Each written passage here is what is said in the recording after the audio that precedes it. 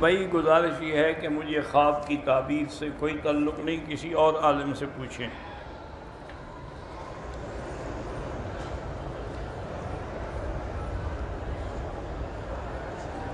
اگر کسی شخص نے عشاء کی فرض کے بعد سنتیں پڑھنے کی نیت کی لیکن اس نے بھول کے وتر پڑھ لی، ٹھیک ہے، وتر ادا ہو گئے، 2 سنتیں پھر پڑھ لیں۔ میں سعودی عرب میں ہوں، میری بیوی نے اپنے والد کے ساتھ مل کر پاکستان میں خلوع کے لیے درخواست دی ہے۔ بہرحال گزارش یہ ہے کہ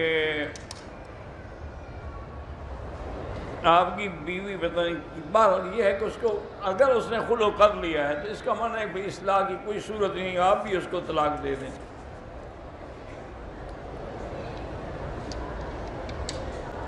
اگر کوئی لڑکی اپنے حق المہر میں کسی سے کہے کہ مجھے سورۃ الرحمن یاد کرا دو، بس یہی میری حق المہر ہے، بہرحال بعض علماء نے اجازت دی ہے، کیونکہ ایک حدیث میں آتا ہے کہ حضور نے صحابی سے پوچھا بھی اس کو حق المہر میں کیا دو گے؟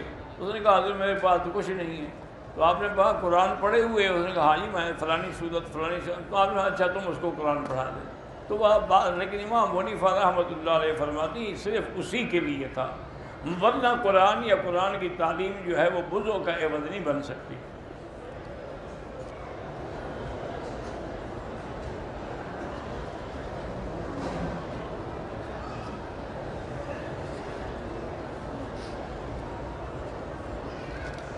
بہرحال اگر آپ نے کسی کو امانت کے طور پہ پیسے دیے اور یہ کہا کہ ہم دونوں میں سے کوئی بھی پہلے مر گیا تو یہ پیسے اس کو معاف ہے، اتفاق سے امانت دینے والا پہلے مر جاتا ہے، امانت دینے والے کے گھر والوں کے پاس رسائی مشکل ہے، تو بہرحال یہ ہے کہ آپ نے معاف تو کیا ہوا تھا ایک دوسرے کو، لیکن بہتر ہے کہ کسی دین کے مدرسے میں بطور خیرات جمع کرا دو۔ گلے میں اللہ کے نام کا لاکٹ پہننا جو ہے مردوں کے لیے منع ہے۔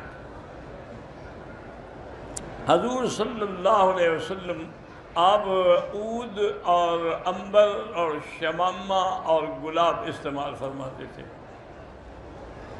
بینک میں رکھی ہوئی رقم پر ملنے والی سود کی رقم بہرحال کسی غریب کو بغیر ثواب کی نیت سے دے دیں، ثواب ہوتا ہے حلال پہ، یہ پیسہ چونکہ حرام ہے اس لیے ثواب کی نیت نہ کرے، ویسے غریبوں کو دے دیں۔